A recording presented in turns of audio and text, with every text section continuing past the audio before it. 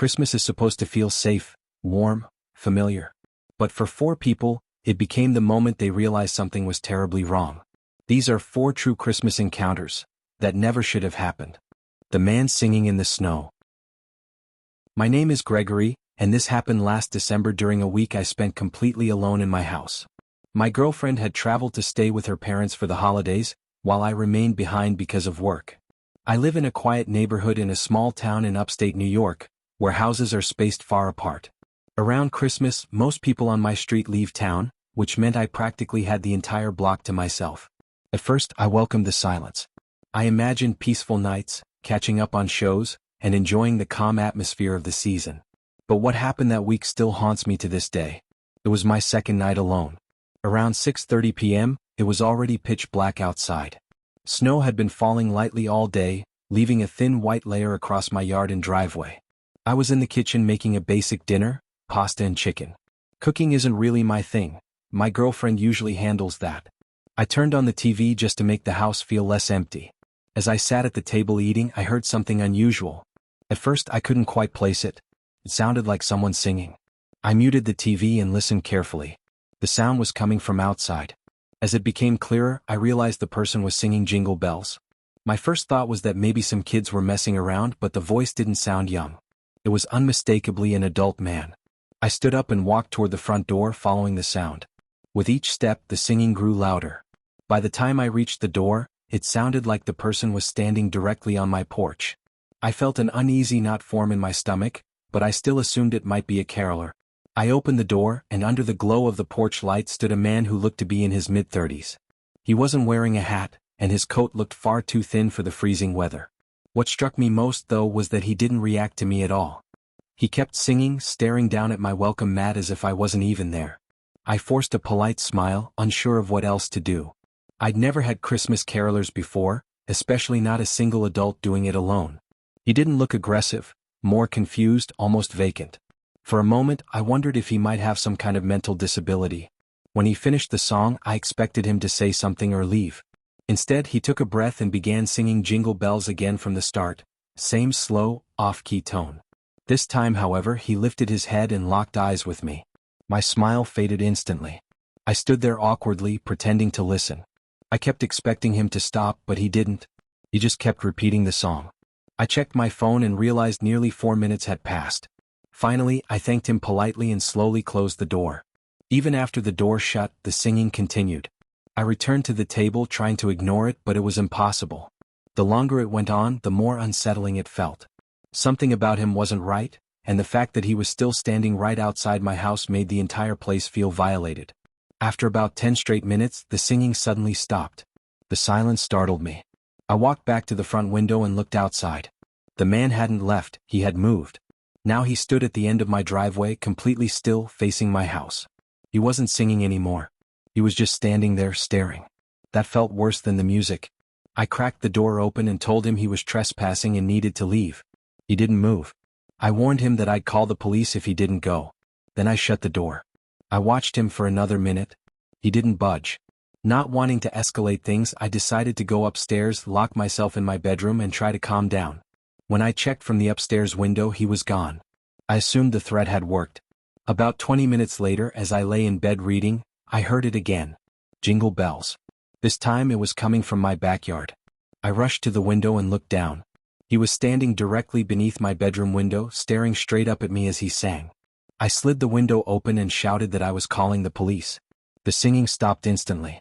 For 3 seconds, he stood in complete silence. Then he suddenly sprinted toward the back door. Seconds later, he began screaming, not a normal scream, but something feral and unhinged, echoing through the yard. Then came violent banging as he kicked and slammed into the door. I could feel the vibrations upstairs. I called 911 immediately, hiding in my closet with a baseball bat while the operator stayed on the line. Just as suddenly as it began, everything stopped. When police arrived, they found deep footprints in the snow leading from my backyard into the woods. They didn't seem concerned. But I was. I spent Christmas at my parents' house after that. As far as I know, the man never returned, but the memory never left. The man in the empty seat. This happened when I was 12 years old, but it's one of those memories that never fades no matter how much time passes. My dad had gotten tickets to an NBA game as a Christmas gift. It was just the two of us, a rare thing back then since he worked long hours. I remember being excited all week. The arena was huge, loud, and overwhelming in the best way possible. The game itself was great, but what I remember most happened after. When the final buzzer sounded, the crowd flooded the aisles. My dad told me to stay close, but with so many people pushing in every direction, I ended up a few steps ahead of him as we moved down the stairs. That's when I felt it. A hand rested on my shoulder. I turned around, expecting to see my dad, but instead there was a man standing behind me. He was tall, thin, and dressed in a dark jacket that looked too heavy for indoors. His face was ordinary, the kind you forget immediately, but his eyes were fixed on me with unsettling focus. "Your dad's right behind you," he said calmly. I nodded, confused, and stepped forward. When I looked back again, the man was still there, keeping pace with me through the crowd. I slowed down to let my dad catch up, but the man stayed between us. "I'll help you get through," he said quietly. "It's crowded." I didn't know why, but every instinct in my body screamed that something was wrong. His hand brushed my back again, guiding me forward. I pulled away and squeezed through a group of people until I reached my dad. I told him about the man, but when he looked around, he was gone. We made it out to the parking garage without incident, and I tried to forget the whole thing. My dad chalked it up to nothing, just a stranger being helpful. But then I saw him again. As we waited by the car, I noticed the same man standing near a concrete pillar across the garage. He wasn't on his phone. He wasn't talking to anyone. He was watching us. I tugged on my dad's sleeve and pointed him out. This time my dad saw him too. The man didn't run. He didn't hide. He simply turned and walked away, disappearing between rows of parked cars. We drove home in silence. For years I convinced myself that I'd imagined the threat. Maybe he really was just a stranger trying to help. But that belief didn't last. About 2 weeks later, my dad was watching the local news when a familiar face appeared on the screen. It was him. The same man. He had been arrested in connection with the attempted abduction of a child at another sporting event in a nearby city. According to the report, witnesses described him blending into crowds, targeting kids who got separated for even a moment. I remember my dad muting the TV and just staring at the screen. That night I couldn't sleep. I kept replaying the moment his hand touched my shoulder, thinking about how close I had been to walking away with him without even realizing it. Nothing happened to me.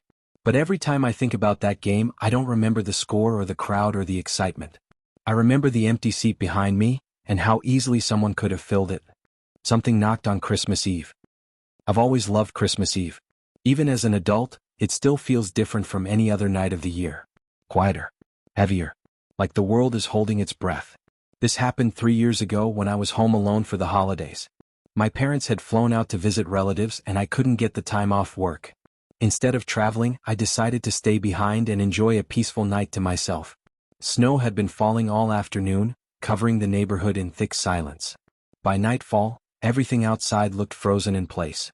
I locked the doors, turned on the tree lights, and settled on the couch with a mug of hot chocolate and a Christmas movie playing softly in the background. Around 11:40 p.m. I heard a knock. It wasn't loud. Just 3 slow taps on the front door. At first I thought I imagined it. No one ever came by that late, especially on Christmas Eve. I muted the TV and listened. Nothing. A few minutes passed and I was about to brush it off when the knock came again. This time it was closer. Sharper. I stood up and walked toward the door, but I didn't open it. I leaned in and looked through the peephole. No one was there.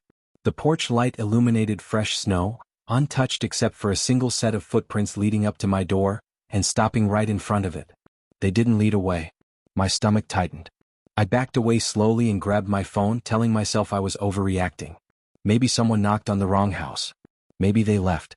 Then the knock came again. Only this time it wasn't on the door. It was on the living room window.